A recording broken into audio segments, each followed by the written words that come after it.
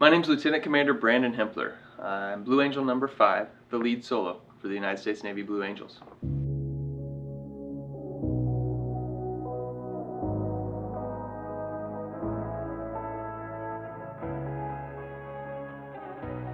Here at the Blue Angels, every single day we strive for perfection.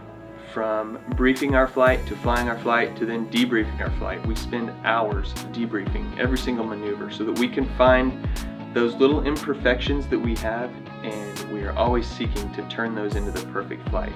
We have yet to have it, but every single day that is what keeps us motivated and keeps us persevering so that we can go and have that perfect flight.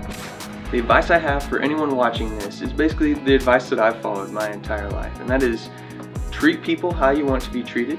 Be the person that you want everyone else to be. Always working hard, striving for perfection, and setting your mind to meeting the goals that you have.